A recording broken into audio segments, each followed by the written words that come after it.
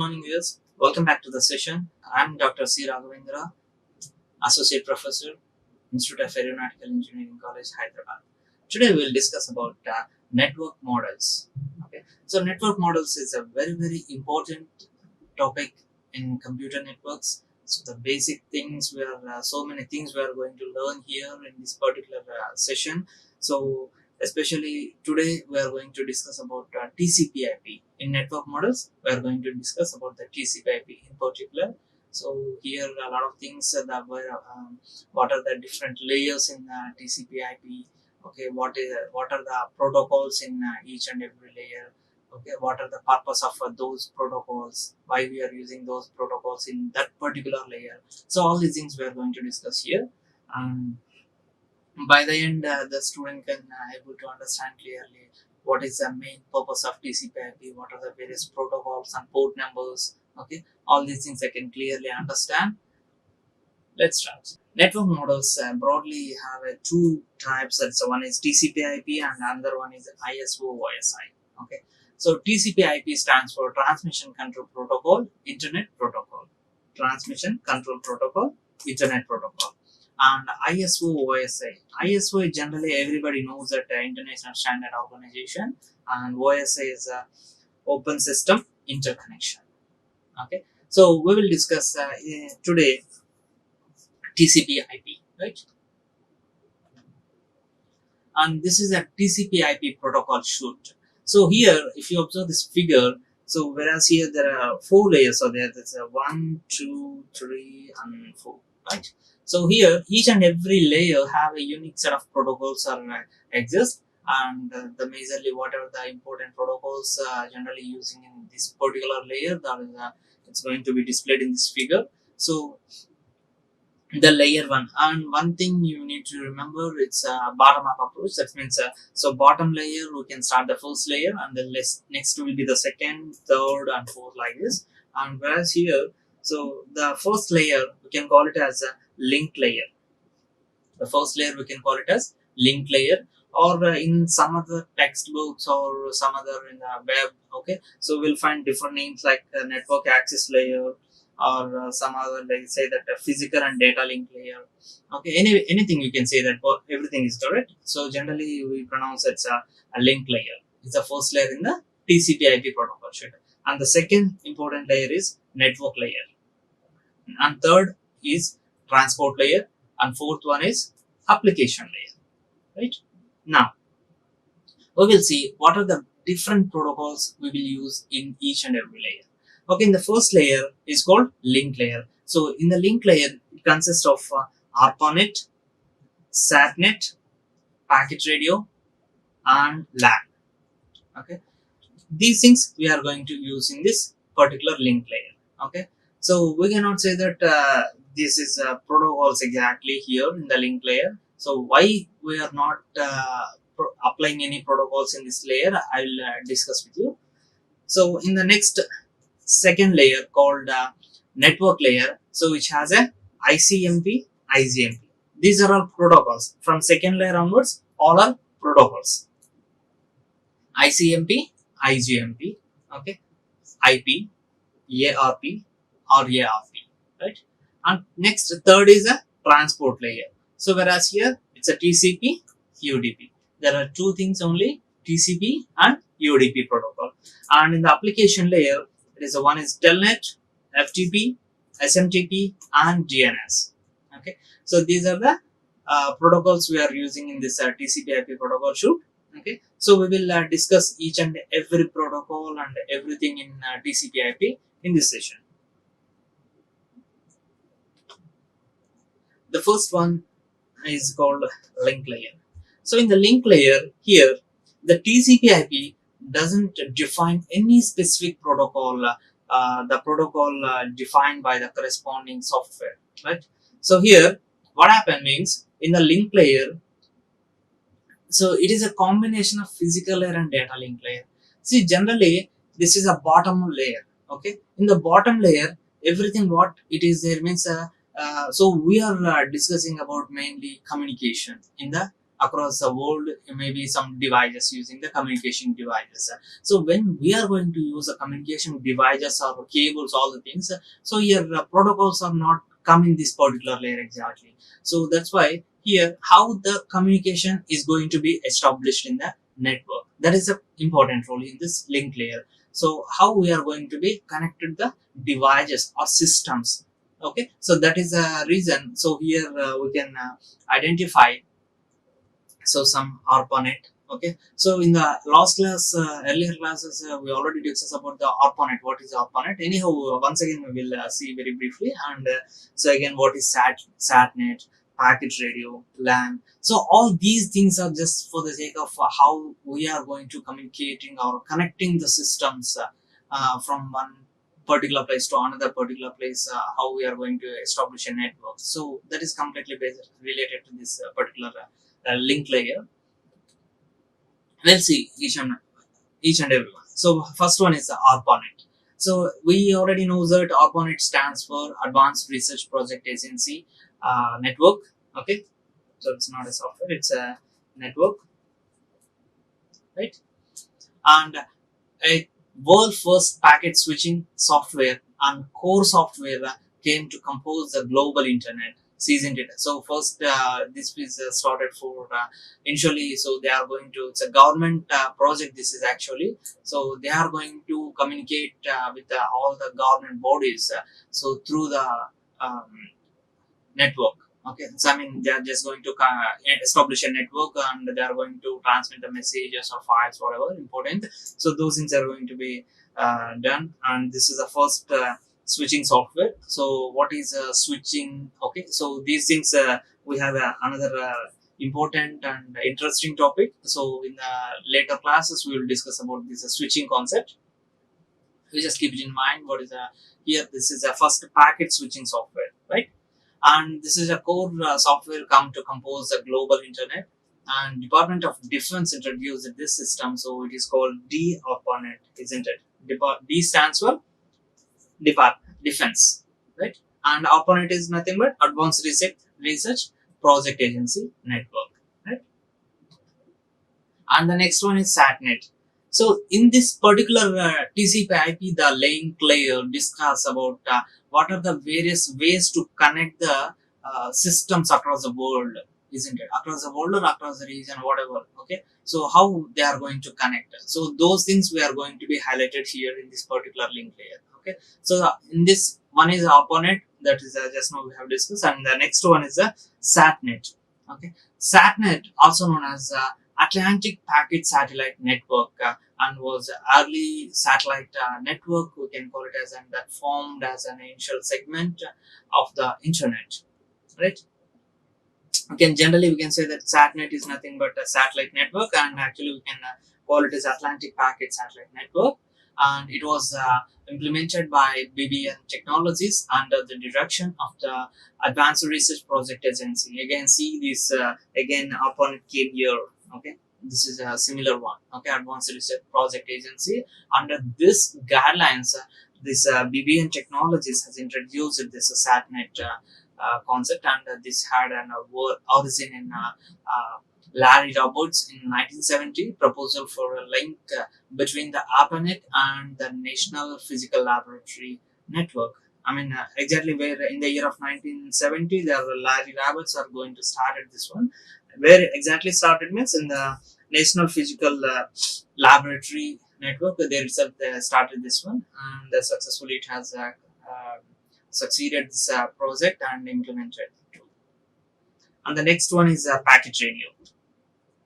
Packet radio is one of the technique we are using for communication and from across the world through the internet.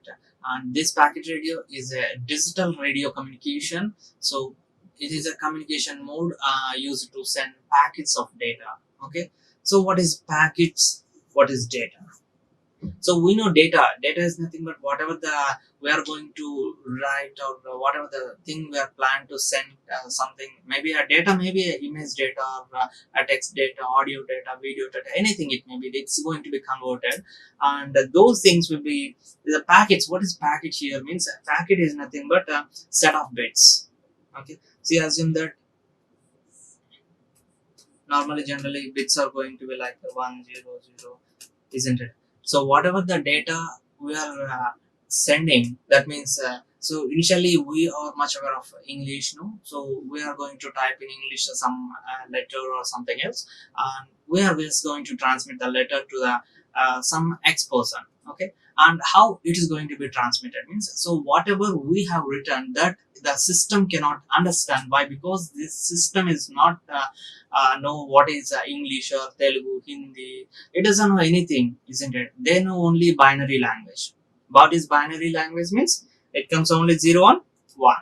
Okay, that means, so whatever we are going to tell, okay, whatever we are going to plan to transfer the data, those all the things are going to be converted into the uh, zeros and ones only, isn't it? So that's the reason. So everything will be represented in the ones and zeros in the computer, and these communication devices also, they can understand only ones and zeros, and so whatever the data we plan to transmit, those things are going to be make it as a package. That means we can say that the words, sentences, isn't it? We understand the words and sentences, so how it will be look like and what is the meaning of those things, but the computer doesn't. So that's the reason. So how we are going to transmit the data means, so in the form of packets, that means some group of bits are going to be formed as a packet. Okay, assume that maybe 10 bits or 20 bits. So based on some criteria so there, so based on that, the packet is going to be fulfilled with the data, uh, and is going to be, that packets are going to be transmitted across the over the internet, and it reaches to the recipient system, right? So packet radio uses packet switching to transmit the datagrams. Okay. Packet radio uses the packet switching. Okay, so we have two types of switching. So in the next session, we are going to discuss about those switching concepts. Where itself we are going to discuss about two things, that is a circuit switching and packet switching. So we just try to keep in mind the terminology packet switching. Okay, and in the next session we will discuss about what is packet switching, what is circuit switching, what is the difference. Okay, we'll discuss clearly. So whereas here the packet radio uses packet switching to transmit the datagrams. So datagram is nothing but it's not new word. It's just like a data packets only. Okay, the terminology is going to be a little bit different. It's a datagram, but it is also a data packet. It's also both the same, right? And packet radio can be used to transmit the data long distance. Packet radio. I mean, why we are using packet radio? Why can't we use the satnet? Why can't we use the ARPANET? Means, so why the intention of a packet radio is, so when we use the packet radio concept for the network, that means a communication, so we can able to transmit the data over long distances, okay, across the world. Suppose you are here and your friend is a recipient person is in very far away from here. So in such a long distances, packet radio is useful because we it's a basic things we know well.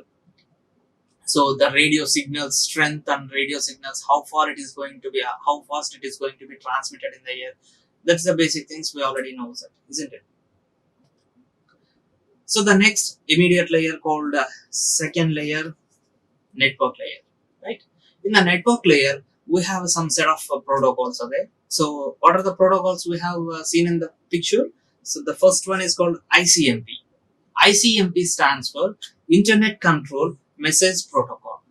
Internet Control Message Protocol. So please try to remember the protocol names and the acronyms of the shortcuts, isn't it? Okay. So you don't think, always don't try to remember only ICMP. You just try to remember what is ICMP. ICMP stands for Internet Control Message Protocol. So generally this particular ICMP protocol used for sending a query and error responding messages.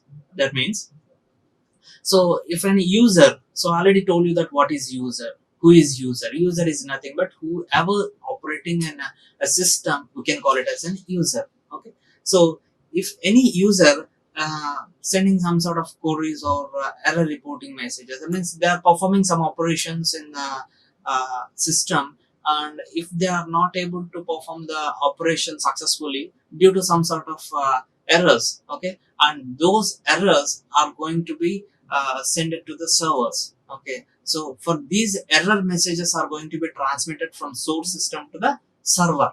Okay, so these can be happen with the help of ICMP. Clear? And next is IGMP. IGMP stands for Internet Group Message Protocol. Okay, IGMP stands for Internet Control Message Protocol. IGMP stands for Internet Group Message Protocol. And this particular IGMP protocol is used for simultaneous message transmission to group. Right? Simultaneous message transmission to group. That is the purpose we will use this one. So the name itself we can clearly able to understand and easy to remember. It's a group message protocol. So it's a transmission for group. And next important protocol is ARP. ARP stands for Address Resolution Protocol. So this address resolution protocol used to associate IP address and physical address. Okay, this is ARP is used to associate IP address and physical address. Okay, and it is used to find the physical address when it is intended is needed. Intended address is needed. That means assume that address resolution protocol having the IP address. Okay, I mean, so some one system IP address it knows. So based on the IP address, okay, it is able to identify the physical address. Clear? So this is possible with the address resolution protocol. And this RARP means reverse ARP, reverse address resolution protocol. It is nothing but, so whereas here it having the physical address, and based on this physical address, it can able to identify IP address of the system. Okay, and it allows the post. What is post? Post stands for power on self test. So it allows the post to discover its internet address with discover its internet address, which is only when if it is a physical address is having. That means, so whenever it having a physical address, okay, based on this physical address, it can able to identify this IP address, and this can be possible post. Actually, where we heard this post actually in this means, so when we nowadays it is bit difficult, but when you operated the older systems, when you desktop systems, so when you switch on the system, what will happen immediately? One blank screen will come where some text will be coming out and going on, and some beep sounds will come over there in the between before going to start the getting the blue screen, right? Isn't it? So what happens exactly between getting a window screen means, so the system it's going to run the post, that is power on self test. That means so whenever we switch on the power button of the computer, automatically it checks that, so whether the first initially whether motherboard is getting working or not properly, whether RAM is working or not properly, whether the connected devices, whether the maybe the monitor, keyboard and printers is there, no? So we have connected to CPU, isn't it? Whether all are in working condition or not, it is going to check all the things. So that is the reason in the black screen there are some text is going to be coming out and going out, and some beep sounds are coming here. The beep sounds also indicates that error codes. Okay, so based on the beep sound we can identify, so what is the system problem. Okay, there are some beep codes will be there, so like that is going to be there. So there is a big flow chart will be there, so what are the things are going to be checking in the initial stage. So that is called post. Okay, so here also the same thing is going to be happen here. So where itself the based on the physical address, it is going to be identify the IP address of the system. So actually what is IP address? Okay, so IP is a protocol, internet protocol. Here we have two versions, IPv4 and IPv6. Okay, we'll see. See, IPv4 is a 32-bit, or we can say that 4 8-bit numbers. Both are same. Okay, 4 8-bit numbers means it is nothing but 4 into 8. It's again 32-bit only, right? So it is a 32-bit number. So this is an example IP address. Okay, so even whenever you want to check your IP address of your system, it's very simple. And every system have a unique IP address. So when you go for a DOS prompt by using you just open this run prompt and then type command, press enter. There you can type IP config and then press enter. Okay, when you press like this, okay,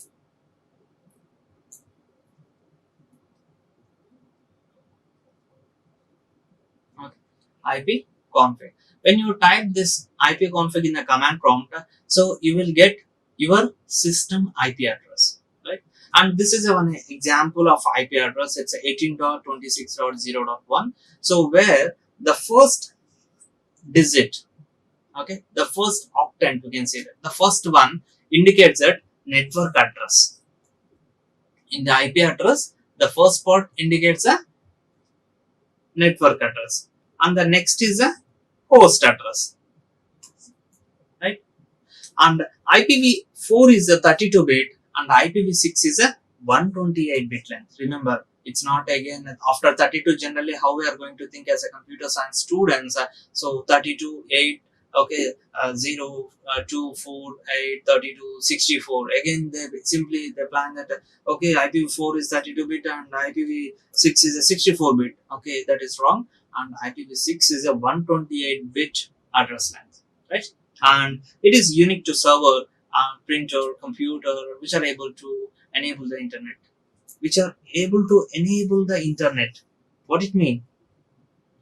Which are enable the internet means so whichever the devices are going to able to communicate. That means communication devices. A communication device may be a server, computer, mobile, okay, a pager or some others. Okay, anything we can which are able to enable the internet. All those having a unique IP addresses. The next important layer is transport layer. This is third layer, right? This transport layer having two protocols, namely TCP, UDP. We have only two protocols called TCP and UDP. What is TCP? What is UDP? We'll see, right? A TCP stands for Transmission Control Protocol, specified in 1974. Here, it was specified in 1974, and this is a connection oriented. Okay, TCP is a connection oriented, and this is a session is established before exchanging the data. That means, so this is a connection oriented. That means whenever a system want to communicate with another system which is far away from the base source system. That means, so before going to start the communication, first of all the session have to establish from source and destination system. Okay, so the best example we can say that LAN phone, right? See, if I want to call to LAN phone, okay, first of all the recipient LAN phone and our LAN phone both must be a connection must be established because it's a wide one. No, LAN phone is a wide connection. A wide connection must be established earlier before going to call, isn't it? So that is a ring. Here, this is a connection oriented and session must be established before exchanging the data. And this is a reliable delivery. That means we already know that what is reliable delivery. So without any modifications or any disruptions, the data, whatever the sender want to send the data, the same data has to receive by the receiver. Okay, and here this reliable data can be achieved with the help of sequence number and acknowledgements. That means, so I already told you that just before. So the data will be transferred from one place to another place in the form of packets, isn't it? So for each and every packet is going to be assigned a sequence number. Okay. So the packet 1, packet 2, packet 3, because we are going to send some bunch of data. Like assume that some 1,000 pages of text is there, the document.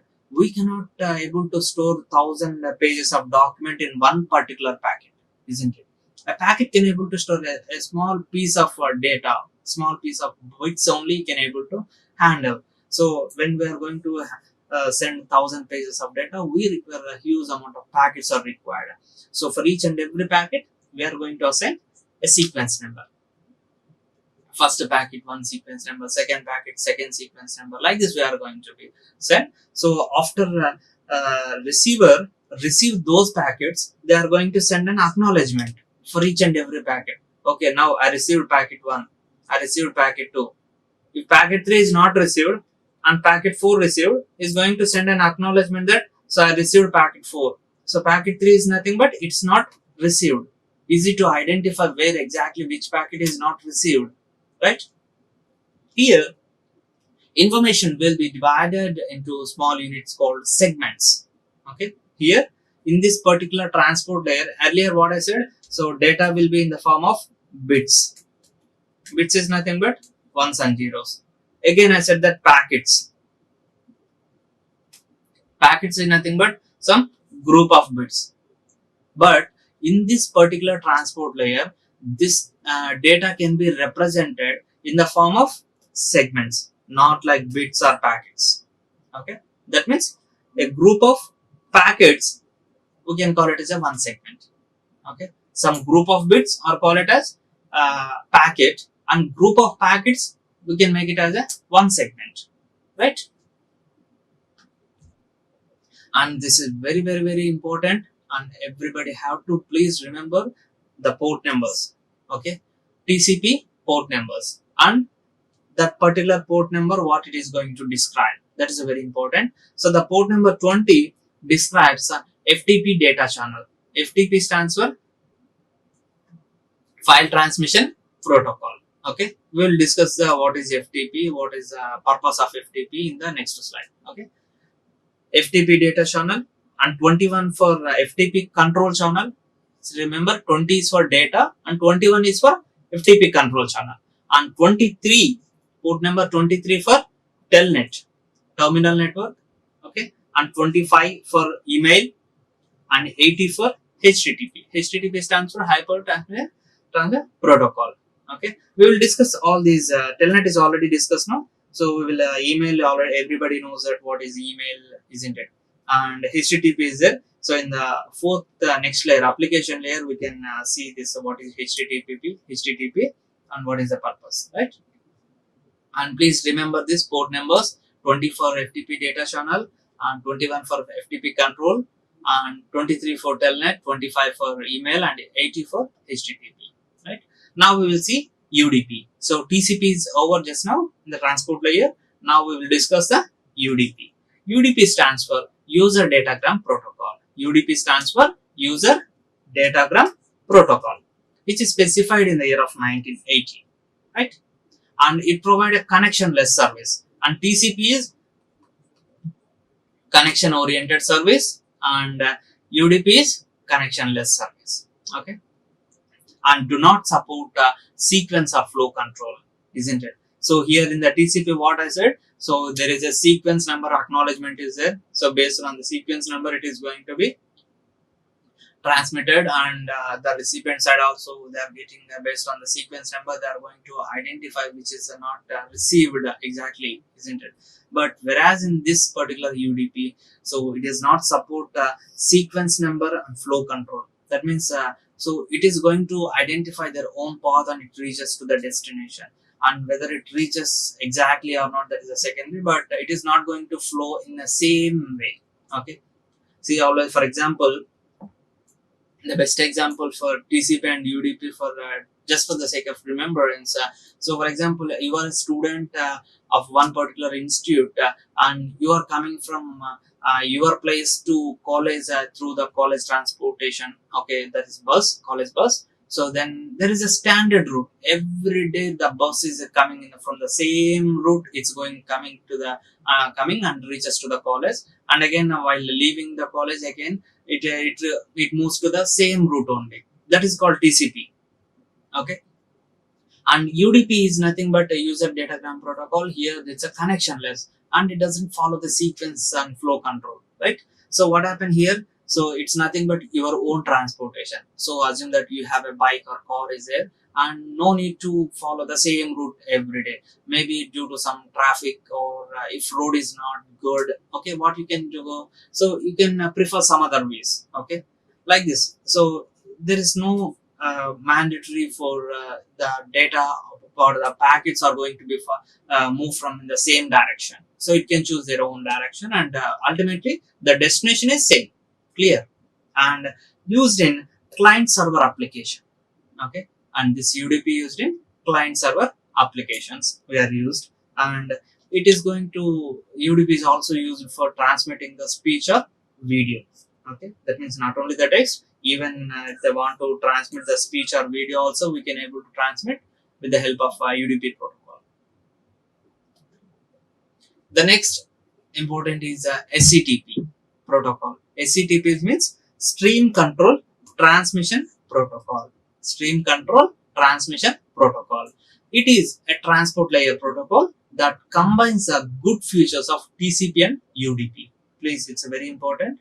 So it just uh, this is also actually in the figure, okay. I have mentioned only TCP and UDP, okay. Actually majorly we are if you observe any textbooks, or majorly we can identify only TCP and UDP in the transport layer, we can identify these protocols, but if you go in depth, there is another protocol in TCP and in the transport layer, that is called SCTP, Stream Control Transmission Protocol.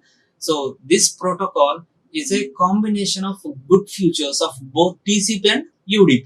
Okay, and it supports new applications such as IP telephony. In that such a new applications, we are using this SCTP protocols. And the next and last layer, that is the fourth layer, is application layer. Here we have some set of protocols. So the first one is called a telnet. So telnet stands for terminal network. A virtual terminal protocol allows a user or one mission to log on to a distinct mission.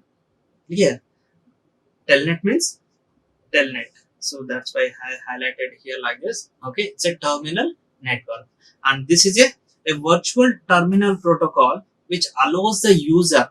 Okay, so this is a terminal protocol. That means it is a one system. This protocol is available. That what it is going to do means it just this is a protocol which will be available in one particular system which is connected to internet, which allows the user or a mission. It allows the user a mission to log on to a distinct mission. It log on to a distinct mission. And next is the FTP. FTP stands for File Transfer Protocol, and this was introduced in the year of 1973, and it is used to transmit the information from one mission to another mission. Okay, so File Transfer Protocol. Okay, so that means if you want to transfer a file from one system to another system, we will use FTP protocol, right? So this is introduced in the year of 1975. Very simple, easy to remember, right? Our next important protocol is SMTP. SMTP stands for Simple Mail Transfer Protocol. The name itself, we can clearly understand the concept of what is the purpose of SMTP. It's a Simple Mail Transfer Protocol. The applications we are using this one is email system. In the email system, we use SMTP protocol. Just because if you want to type a mail or something, you are going to type a text and you want to send it to your friend or some organization, with the help of SMTP protocol, is it possible to? It is possible to transfer your data from your system to the destinations. And next is the DNS. So this is very important. DNS stands for Domain Name System, which is introduced in the year of 1984. And the function of DNS stands for Domain Name System. The function of DNS is to translate the domain name into IP addresses. Okay, translate the domain names. What is domain name? .com. Okay, .in. So ac.in. Okay, .gov. Okay, so what are these? All these things. These are called, we can say, the domains. Okay, you can say that google.com, okay, gmail.com, yahoo.co.in. Okay, so all are these .com, .go. Okay, so these are all called, we can say that, domains. Okay, so all these domain names into IP addresses. You translate the domain names into IP addresses, which computer can understand. Clear? The computer cannot understand .gov, .in, .us, okay, .edu. These things the computer don't understand. The computer understand only the IP addresses, binary digits, isn't it? So even IP addresses also, it will be converted again into zeros and ones. But just for the sake of easy to understand and easy to access, it will be converted into IP addresses. And because IP addresses is the only one to uniquely identify that particular device across the network. Across the network, in the sense, across the world, we have so many n number of networks, and each and every network have a n number of devices are connected. Each and every device is going to be identified with the help of IP addresses only, right? And this is an example. So we'll see that. It is used to map the names on one of the network address, and it is a numerical structure. And the best example for this one is postal system. So in postal system, so if you write a letter and and you are going to post it through the postal method, okay, what you are going to do after writing a letter, in the space which are specified here, there itself we can write the to address, isn't it? To address and from address. From address indicates that your address, right? Sender address. And to address describes the recipient address. So generally what we are going to do in the recipient address means, so what we are going to write, name and clear, the house number and street, isn't it? Again, place, okay, and state, okay, here district, okay, and finally write the pin code, isn't it? That clearly we need to specify, okay, then only the letter which are trying to post, those will be delivered exactly to the where exactly we planned, okay, that particular recipient will receive by this letter, isn't it? In similar way, in DNS also, it look like the same postal manner. So how means, see, if you just observe this figure, here we have various domains, so .es, .com, .gov, .edu, .org. These are the various domains. Under this various domains, we have again so many subdomains are there, right?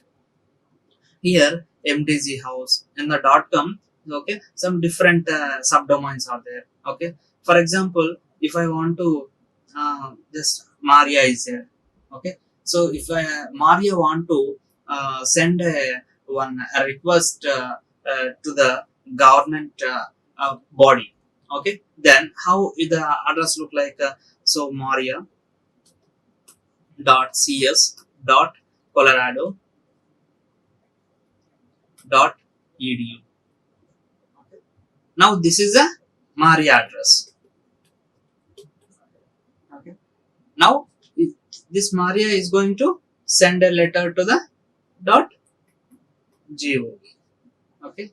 Like this, the address should be. Okay. The complete address should be like this. It will come like this. Okay. So this is an example here.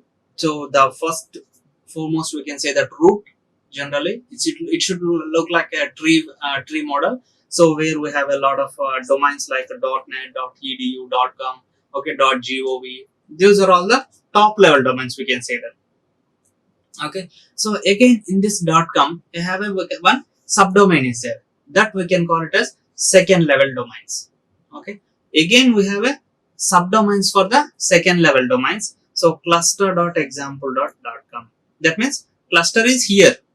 Okay. So this particular node is called cluster. So the address how look like? Cluster.example.com. And mail is this node, mail.example.com. And here www is there. Okay. And this address is www.example.com. This is a subdomain representation. Okay. And the host, what we can say that host is that means again in this particular subdomain, again we have a n number of host. Host is nothing but computers. Okay, that means in particular cluster, again we have a n number of hosts. Assume that 100 hosts are there. Okay, in cluster 100 hosts are there. So now here node 1, that is first system, the node 1 dot cluster dot example dot 1. So this is a host address. So like this we are going to be represented. Clear? Thank you so much for watching, and thank you. Like, share and subscribe. Hit the bell icon for more updates.